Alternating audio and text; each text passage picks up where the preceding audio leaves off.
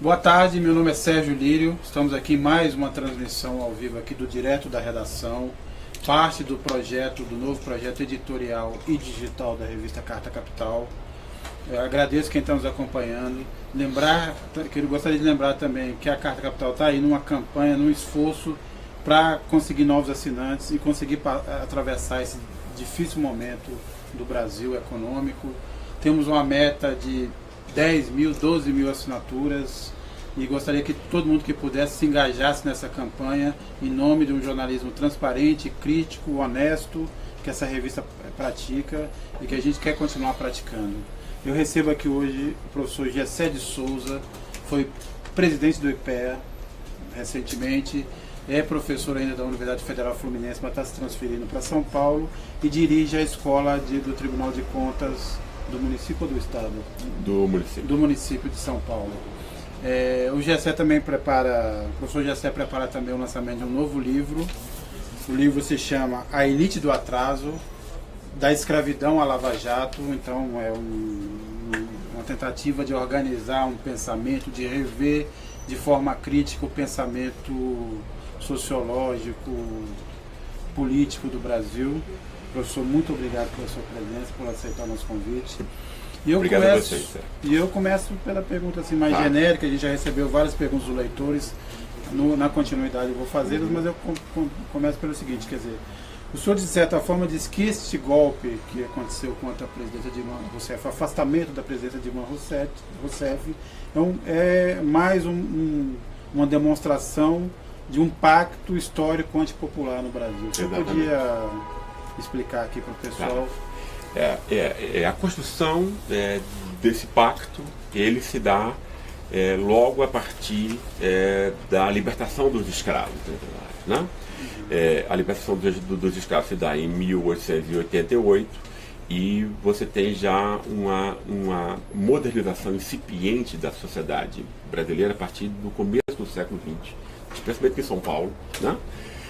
Então você tem o nascimento, no fundo, do capitalismo moderno aqui, com as suas classes sociais mais importantes, né? Que são a classe trabalhadora, obviamente, que se constitui, mas também a classe média. A classe média, por distinção à classe trabalhadora, ela é uma espécie de classe do espírito, assim, ou seja, a classe que é uma classe do privilégio, né? Que vai se apropriar do conhecimento tido como legítimo e prestigioso. Ou seja, o capitalismo precisa de duas coisas para se reproduzir. Ele precisa de dinheiro, ou seja, do capital econômico, isso a elite econômica, a ínfima elite econômica, né? É responsável, ou seja, então tem a formação de 4 classes sociais no Brasil moderno. E é disso que vai depender os esquemas que vão ser montados a partir disso. Você tem uma ínfima elite dos muito ricos, você pode chamar de uma elite do dinheiro, né? que é muito pequena. Você tem abaixo dela, ou seja, que é uma elite que vai reproduzir e se apropriar do capital econômico, sob a forma de títulos de propriedade, né? Você tem logo abaixo dela, que você poderia chamar de classe média, que é outra classe do privilégio também, porque ela vai se apropriar do conhecimento, que é um outro grande recurso que o capitalismo usa. Ou seja, pense bem que não tem nenhuma função no mercado, nem no Estado, que possa ser exercido sem o conhecimento, né?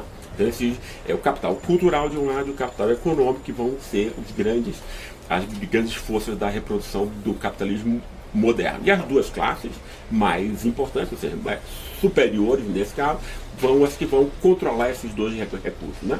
A classe média vai controlar o conhecimento tido como prestigioso, ou seja, dos jornalistas, dos professores universitários, dos juízes, etc, né? Que se cria também entre nós no começo do século XX, né? E você tem abaixo disso uma classe trabalhadora precarizada que se forma, e também a continuação da escravidão anterior, numa classe abandonada, secularmente entre nós, abandonada, ninguém cuida dela, ninguém olha para ela, né? Ela vai se reproduzindo aos trancos e barrancos, né? Sob a forma de uma família desestruturada, estruturada, pessoas sem acesso ao ensino formal, ou quando tem... O senhor ressalta, né, sobre essa classe, desculpe interrompê-lo, claro. que apesar de ela ser majoritariamente negra, a questão não seria só uma questão de raça? Não é racial mais. Não é racial mais. Por quê? Né? Quer dizer, porque, por exemplo, ela é majoritariamente negra, mas, quer dizer, não é o fato, quer dizer, essa coisa entre a classe e a raça é extremamente importante. Quer dizer, porque a classe social, ela não é montada pela renda, isso é uma bobagem. Né? Quer dizer, o que monta as classes é uma reprodução delas a partir da socialização familiar. Né? Quer dizer, e um exemplo mostra isso muito bem. Quer dizer, pense nos filhos da classe média, né? Que recebe todo tipo de estímulo para o pensamento abstrato, para a capacidade de concentração, etc. E que chega na escola aos 5 anos como vencedor. Né? Ele vai aprender, né? Quer dizer, vai aprender, quer dizer, não só a família de classe média compra o tempo livre dos seus filhos, o que não acontece com as classes populares entre nós, que com 11, 12 anos já tem que trabalhar e estudar ao mesmo tempo, ou seja, salvo raríssimas exceções, então não vai fazer nenhuma coisa nem outra bem, né? Ou seja, mas também não recebe os estímulos à leitura, né? Ao pensamento abstrato, às histórias cheias de fantasia, etc. Não recebe porque os pais não tiveram acesso a isso, porque foram abandonados. Né? Isso não é culpa das famílias, obviamente, né? Mas você vai reproduzindo aí, né? Quer dizer, seres humanos que nascem sob as mesmas condições. Né? E nesse caso, né? Quer dizer, como essa classe foi abandonada pela sociedade, né? Que a odeia, né? E ela herda, de algum modo, o quê? Ela herda o ódio e o desprezo que se devotava ao escravo entre nós, e que era um desprezo incrível. Pense o que coisas como aconteceu, que os escravos nas minas, né? Que recebiam alforria se eles descobriam ouro, etc, etc. Depois eles eram vendidos para outras regiões, eles eram enganados. Né? Então, assassinato, engano, né? Quer dizer, e a humilhação e a violência em cima deles. Né? Quer dizer, essa classe agora ela vai se constituir pelos escravos que são libertos, mas pelos nordestinos que vêm para cá, etc, de todas as coisas. Não é mais a cor, o ponto. Né? É uma classe que se reproduz pela carência de acesso vitais, aí, como por exemplo a escola. Como ele não tem escola, ele vai ter que vender o quê? A sua energia muscular, como o animal vende. Né? A empregada doméstica faz isso. Né? Quer dizer, são serviços duros, pesados, penosos, etc. É uma classe que vai ser usada para a exploração do trabalho doméstico pela classe média. Né? Ou seja, ela é explorada, mas ela é ao mesmo tempo odiada. Agora, professor, o senhor nesse livro questiona um discurso corrente que relaciona a nossa tragédia, a tragédia brasileira, à formação ibérica, a ligação com Portugal. O senhor, na verdade, localiza isso mais, a formação da sociedade brasileira, na escravidão. Exatamente. Né? Quer dizer, o que sociedade foi forjada à sombra da escravidão? Pois é, essa é uma grande questão, porque é claro que as pessoas falam sobre a escravidão sempre, né? Mas não tiram as consequências disso. Né? Então você não pode vir de Portugal, etc., ter essa herança maldita da corrupção patrimonialista, etc., etc., né? Quer dizer, como dado principal. Né? E aí como se houvesse depois senhores e escravos como um fato menor, quer dizer, exatamente o contrário. Né? Em Portugal não existia escravidão, então a gente não vem de Portugal, apesar de sermos filhos de portugueses. Né? Nós somos filhos, né, de um ambiente escravocrata que cria um tipo de família muito específico, um tipo de justiça muito específico, um tipo de economia muito específica, onde vale tomar a terra dos outros pela força, etc, etc. Né? Quer dizer, é esse tipo de relação que se mantém. Ela se mantém de um modo, quer dizer, nunca houve uma crítica entre nós sobre as consequências disso, jamais. Né? Então essa escravidão, claro, ela vai se manter no seu ódio, por exemplo, aos muito pobres entre nós, né? Mas ela vai assumir novas máscaras, que eu acho que é um ponto interessante que a gente pode aprofundar aqui, né? E ela assume isso como? Quer dizer, passa a existir, a partir do começo do século XX, um pacto antipopular que vai unir essa elite do dinheiro com a classe média, né? Quer dizer, que tipo de, quer dizer, o que vai ser o núcleo desse acordo? Vai ser o moralismo da classe média. Né? Por que a classe média é moralista? Né? A classe média é moralista porque todas as classes não só têm acesso aos bens materiais, mas ela tem que criar uma legitimação para si própria. Né? A legitimação da classe média vai ser a da perfeição moral, né? Que ela pode se contrapor tanto aos mais pobres, mas também contra os ricos. Né? Ou seja, ela não tem o dinheiro nem a riqueza dos ricos, mas ela é mais perfeita moralmente do que os ricos. Esse é o fato que faz com que o moralismo, que é importante para nós todos, esteja na classe média mais em casa do que nas outras classes. De certa forma, esse conceito não se destruiu um pouco com esse moralismo seletivo que a gente tem assistido? Ou seja, as pessoas não se indignam mais com a corrupção de um certo grupo do que com o de outro? Claro, esse aí foi um ponto que eu tentei pôr, foi o ponto principal do meu livro anterior, foi a radiografia do golpe. Né? Ou seja, a ideia que eu pus ali, que explica, por exemplo, as manifestações de junho e tal, né? Quer dizer, a ideia foi que essa classe média passou pela primeira vez na história a se sentir ameaçada pela pequena ascensão dos grupos que vinham de baixo. Né? E era uma sessão que e era uma irritação que ficou espelhado na irritação dos pobres irem para os shopping centers, transformarem aeroportos em rodoviárias, como se dizia e tal. Mas que foi muito pior, mas muito pior mesmo, quando se abriu vagas de universidades aos muito pobres, entende? Porque aí você está ameaçando a base do poder e do privilégio da classe média. É claro que isso não é refletido, né? Mas as pessoas sentem isso. Né?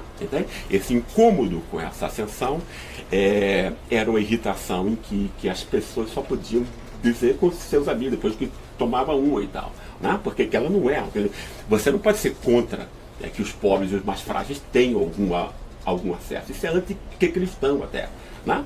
Então, o moralismo seletivo político entra como uma forma de que, olha, Lula e o PT, no caso, né, que foram os agentes principais dessa ascensão, né, entende? Quer dizer, apesar deles não serem criticáveis por terem promovido isso, eles podem ser criticados por esse moralismo seletivo, né, de um sistema político montado para ser corrupto, montado para ser corrupto, não por pessoas privadas, mas por uma organização da propriedade privada, ou seja, do mercado entre nós. Vamos ver né, os grandes oligopólios, os grandes bancos, que é quem manda no país e que faz a verdadeira corrupção, que é quantitativamente muito maior a essa merreca que está sendo agora posto de volta pela Operação Lava Jato, que fala-se em 1 bilhão. Né? Se nós pensarmos só em juros, né? Só na dívida pública, etc., é 1000 vezes mais do que isso. Né? E é uma corrupção que se mostra legalizada simplesmente porque essa classe de grandes plutocratas já comprou para o parlamento para que ele passe leis que são do seu acha que isso explica um pouco essa apatia atual? Porque quando você vai para esse caminho do moralismo, você precisa de um vilão e de um mocinho, de um demônio e de um santo. E o que a gente vê na verdade é que todos os que estavam antes na trincheira estão sendo agora atingidos. Quem jogava pedra agora virou alvo. Como isso desorganiza esse exercício de poder, esse pacto entre a classe média e a elite, ou não desorganiza? Eu acho que não desorganiza enquanto tal. É claro que agora as pessoas estão começando a pensar e tal, né? Entende? Mas isso, quer dizer, mas sem que você forme um pensamento articulado e novo, você não vai destruir isso. Essa coisa vai entender, mesmo que você diga, sim, quer dizer, então todos são ladrões, então aí você vai começar coisas que são piores ainda, que é estigmatizar a política. Né? Entende? Quer dizer, então, se você estigmatiza a política, você bota Bolsonaro, você bota empresários que vão exercer o poder econômico sem sequer a mediação do poder político. Né? Então, pode-se levar a uma catástrofe muito pior. Né? O que eu acho que é uma grande, que é um ponto importante é que essa fase que nós estamos agora é uma fase que propicia um processo de aprendizado. de aprendizado novo, ou seja, então o sistema político, ou seja, não é uma coisa que tem a ver com o partido, tem uma coisa a ver com o sistema político, que tem que ser repensado, né? E muito especialmente, né, ao papel de uma elite que é uma elite do saque da rapina, que é a nossa elite econômica. Esse é o grande ponto que tem que ser posto agora à luz, né, para a própria classe média. A classe média é feita de imbecil por essa elite, ou seja, é uma elite que explora a classe média, né? Basta as pessoas pensarem no que está, no preço que está se tornando agora a saúde pública, né? Por que a saúde pública está ficando cara? Porque os bancos é que estão se apropriando dela, né? Então estão vendendo muito mais caro agora as coisas, né? Então o preço da escola vai aumentar, o preço de tudo vai aumentar. A classe média vai ficar com a corda no pescoço, né? Porque ela está pagando a essa pequena elite, né? Quer dizer, que enfoca a sociedade como um todo. Esse é o tema que tem que ficar óbvio agora, né? A corrupção, a base da corrupção brasileira é uma elite econômica, né, que tudo tem, que mantém a imprensa, que compra a imprensa, que compra a política, né? Então ele mantém o povo no estado de imbecilidade, né? Professor, uma pergunta aqui do nosso leitor Davi Amaral, nosso sócio, leitor, assinante. Qual a diferença entre a escravidão do Brasil e dos Estados Unidos? Né? Onde é que está a diferença da formação cultural quando se analisa o fato de que os dois países tiveram longos períodos de escravidão e tão violentas quanto, né? Exato. Eu acho que não tem tanta diferença assim e tal. Se nós vamos ver o grande passo, quer dizer, a coisa mais importante é que a parte não escravocrata chegou a dominar a parte que era escravocrata nos Estados Unidos, e que entre nós isso jamais aconteceu, ou seja, aqui ainda é pior, né? Mas eu não acho a situação americana de modo algum exemplar, né? Os Estados Unidos são um país extremamente violento, desigual, né? Por conta disso, né? Também. Quer dizer, acho que a escravidão é extremamente importante nisso, porque, por exemplo, você não tem um país que tenha um passado escravocrata, o quê? A prática de uma cidadania e tal, como você tem no continente europeu, né? Tem um autor importante, que é o Norbert Elias, que ele vai explicar a civilização europeia pela ruptura com a escravidão do mundo antigo, né? Ou seja, porque sem que você considere o outro em alguma medida humano, né, você não tem culpa, você não tem remorso, etc. Que é exatamente o que nós temos hoje, né? Nós temos uma sociedade sem culpa e sem remorso, que humilha e mata os pobres, né? Pergunta aqui do... Desculpa aqui que eu me perdi um pouquinho, que as perguntas foram subindo uma para cima da outra. Do Gerson Laerte da Silva Vieira. O senhor acredita realmente que a sociedade brasileira poderá abrir os olhos para as profundas desigualdades existentes no país? Quer dizer, alguma hora a gente vai entender que a desigualdade é a base do exatamente isso. Eu acho que esse é o ponto e tal. Eu acho difícil isso, quer dizer, com a imprensa como nós temos, né? Entende? Uma imprensa desregulada e a serviço do dinheiro, né? E o ouvinte e o telespectador não tem sequer um padrão de comparação, né? É ridículo a nossa televisão, né? Você tem programas de debate com pessoas que falam a mesma coisa. Você não é louco, né? Isso não existe em nenhum outro lugar, em nenhum país minimamente civilizado. Então é muito difícil, com uma mídia tomada a esse ponto, você ter alguma forma de processo de aprendizado, né? Mas é claro que a gente tem que tentar, né? Professor, o Antônio Marcos pergunta, lembra o início do livro do senhor, A Ralé Brasileira, que o senhor teria dito que é uma ideia falsa acreditar que não é possível resolver o problema da educação com vontade política, com canetada. É isso mesmo? Dá para resolver? Um governo com uma estratégia, com uma canetada, você resolveria o problema educacional brasileiro? Não, eu acho que a questão educacional não é a única, né? Porque a desigualdade vem antes da escola. Esse é um ponto extremamente, é o ponto mais importante. A desigualdade começa no berço, e por conta disso ela é injusta, né? Porque desde o berço as crianças recebem estímulos que são muito distintos, e o Estado e a sociedade é que tem que vir e equalizar as coisas, o que não é feito, obviamente, né? Entende? Mas é claro que a escola é extremamente importante. Aí você tem que ter uma escola melhor ainda para o pobre, que não tem os estímulos que os caras, que as pessoas da classe média já têm de graça, de mão beijada, né? Simplesmente porque nascem num ambiente que vai ter todos os estímulos ao aprendizado, tá, né? Então acho que é uma questão fundamental e que foi mostrado que é possível de ser melhorada, né? É claro que o que o PT fez, etc, não foi a revolução que muitos esperavam, mas foi uma primeira tentativa nessa direção e que mostra que é algo que as coisas podem ser feitas, né? No espaço de algumas gerações a gente poderia até se tornar, digamos, uma sociedade muito mais decente e menos doente do que nós somos hoje em dia, né? A Maria Helena Pegado faz algumas perguntas, mas ela primeiro ponto, quer saber se o senhor acredita que esse pacto antipopular permitirá a realização de eleições em 2018. O senhor acha que... eu não tenho uma bola de cristal, obviamente, né? Mas eu acho assim, veja bem, é muito complicado também. O custo de você quebrar o tema da soberania popular é uma ditadura, né? É claro que está em aberto, ou seja, com a elite que nós temos, com a mídia que nós temos, né? Isso tudo efetivamente pode acontecer com a classe política que nós temos, com o poder judiciário que nós temos, que são, né, filhos dessa elite privilegiada e que odeia os pobres. Esse é o ponto principal, é o ódio aos pobres, né?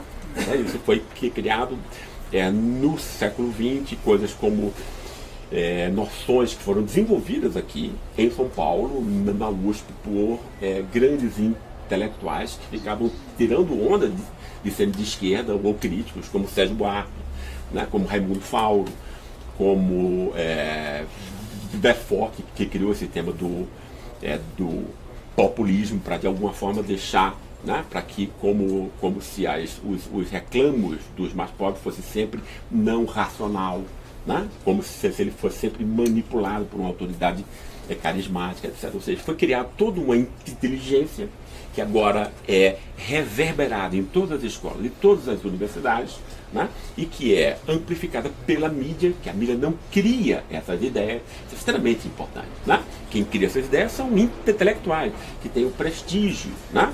A mídia só piora, né? A mídia só piora, né? Entende? Só simplifica exatamente demais. Isso, né? Entende? E foi criado aqui, foi algo montado pela elite paulistana até, mas contrapor ao tema do Estado dominado por Getúlio Vargas. Então você torna o Estado suspeito pela noção de patrimonialismo, que é uma bobagem, né?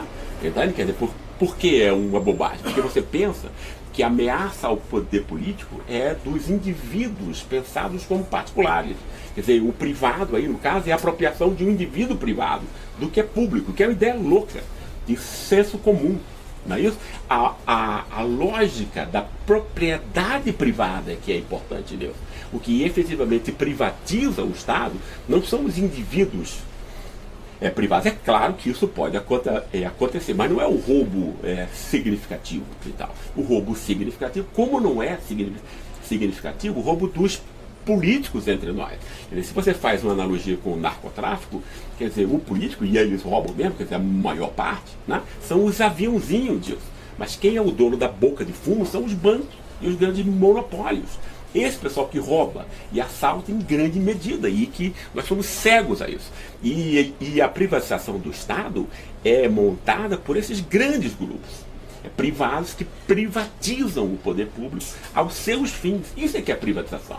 Né? Mas nós fomos feitos de imbecis e fomos levados a achar, né, que são os indivíduos privados que botam no bolso, né, o dinheiro do Estado, como se não houvesse, como se fora do Estado não houvesse nenhuma outra constelação de interesses organizados para se contrapor ela, que é exatamente o que o mercado representa. Né? Então, como a gente não consegue perceber o que é o mercado, né, nós fomos imbecilizados por essa imprensa, né, que é paga por esse mercado, para que a gente faça esse tipo de engano. Né? Então a gente pensa que o poder público só se contrapõe aos indivíduos privado e de intenções individuais. Por conta disso, até muito pouco tempo atrás, só podia ser corrupto funcionário público, que é ridículo isso, né? Quer dizer, quando há, quer dizer, basta a gente pensar em números, né?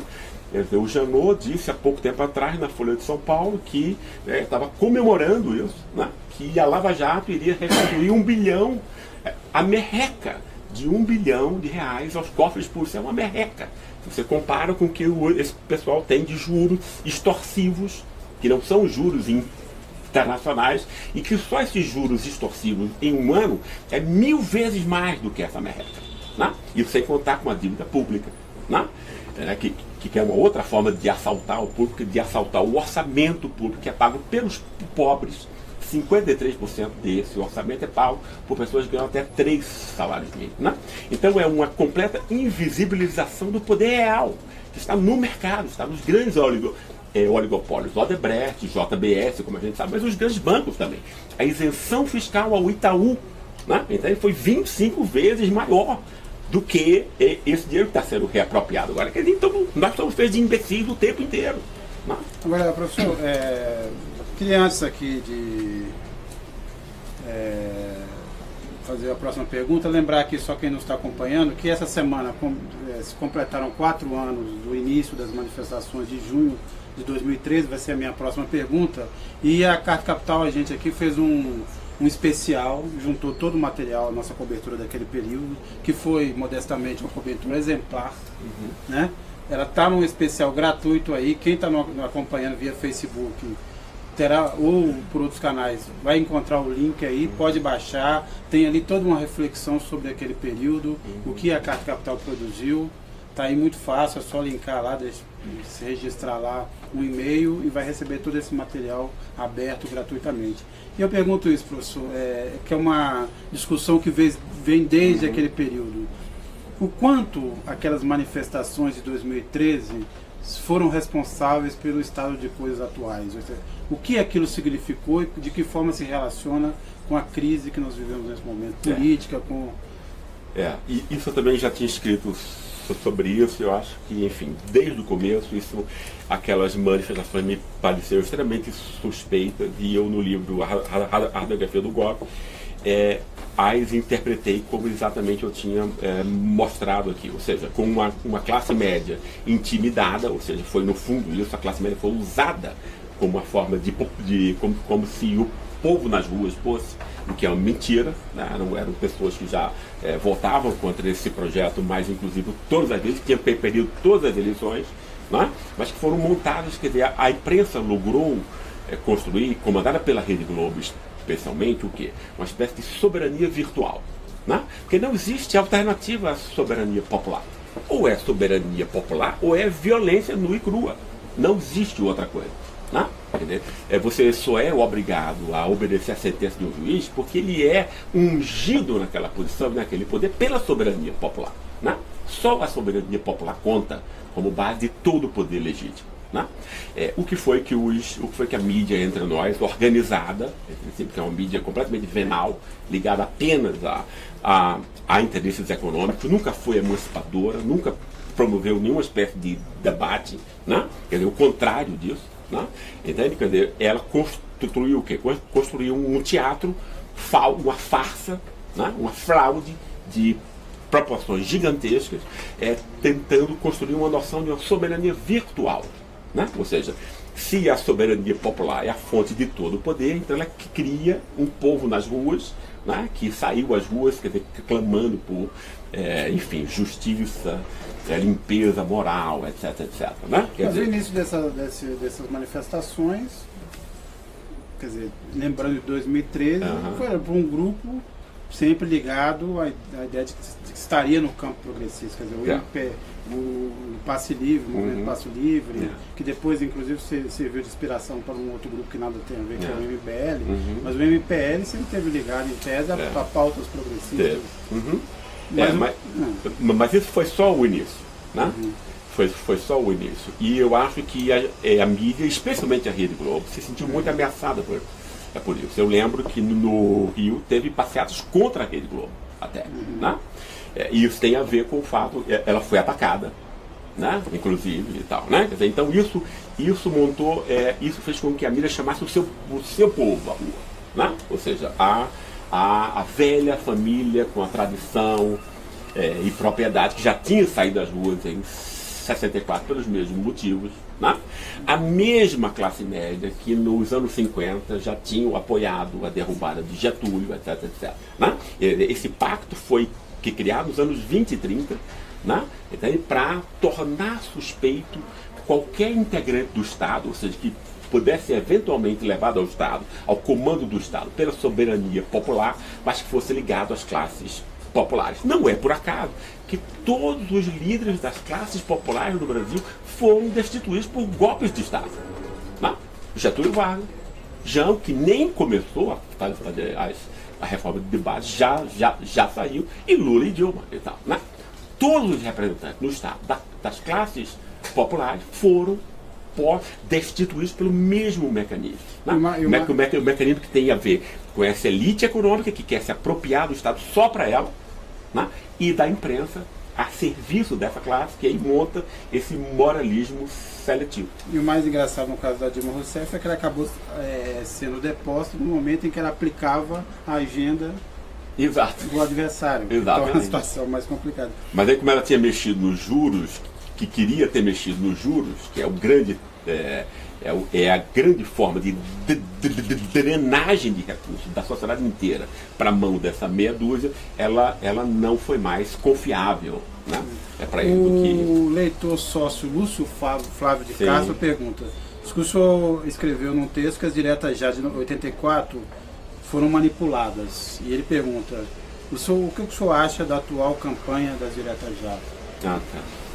Não, eu acho que a atual campanha é uma tentativa, distinto das outras, né? Quer dizer, da outra, porque no fundo a outra direta já no fundo era uma reação ao plano, ao segundo PND do Geisel, que era estatizante, contra o que os empresários aqui queriam, né?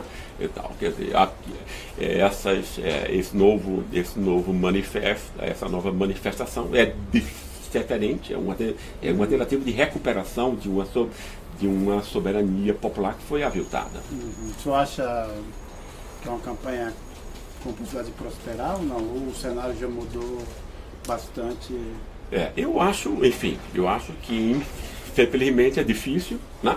Também mais uma vez, porque a imprensa está comprada para produzir isso. É muito difícil isso, você tem uma mídia completamente articulada contra você. Agora, professor, a gente já está caminhando para o final, tem muitas perguntas aqui que eu não vou conseguir fazer todas, mas eu pergunto: o que aconteceu na visão do senhor nesse, vamos chamar assim, condomínio do golpe, para que você tenha tido esse racha recente, quer dizer, uma parte dessa própria mídia tendo se voltado contra o Temer? O que o senhor acha que está se passando nesse momento? Pois é, isso é a questão de, não é nem de $1 milhão, é de $1 bilhão, né? Entende? Eu acho que tem uma participação aí, obviamente, isso a gente só vai ter de repente certeza daqui a 10 anos ou 20 anos, quando não importar mais, né? Claro, né? Mas eu acho que tem uma importância do Departamento de Justiça dos americanos, extremamente importante nesse golpe, como em todos os outros golpes no Brasil, obviamente, né? E eu acho que enfim, que essas agências de espionagem que têm acesso aos e-mails e a comunicação de todos os cidadãos do mundo têm ali nela um poder de quer dizer, imagine, ela tem um poder para mostrar os esquemas dos próprios grandes grupos de mídia entre nós, né?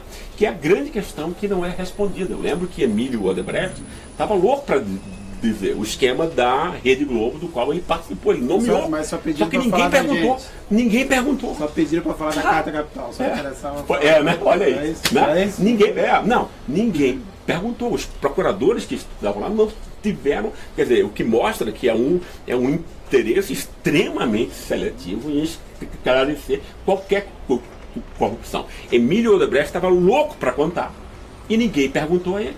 Não, entende?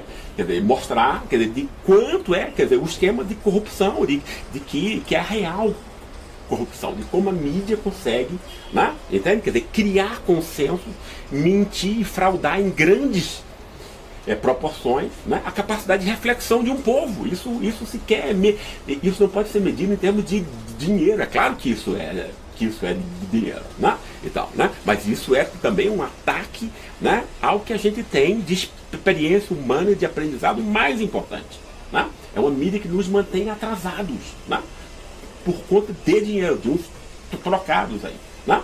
Então, e eu acho que isso deve estar, né, quer dizer, o Departamento de Estado sabe, né, quem está metido, né, e usa seletivamente isso e tal, né? Eu acho, quer dizer, são coisas, quer dizer, isso aí é a minha intuição, né? São coisas que a gente, infelizmente, só vai poder saber quando for muito tarde, né? Professor Gessé, eu agradeço. Só queria perguntar realmente a derradeira. Quando é que é o lançamento do livro? O lançamento do livro vai ser em agosto agora. Então, agosto, pela editora Leia. Novo livro do professor Gessé de Souza, intitulado A Elite do Atraso, da Escravidão à Lava Jato. É isso aí. Em agosto vocês vão poder ter a oportunidade de ter acesso a esse livro.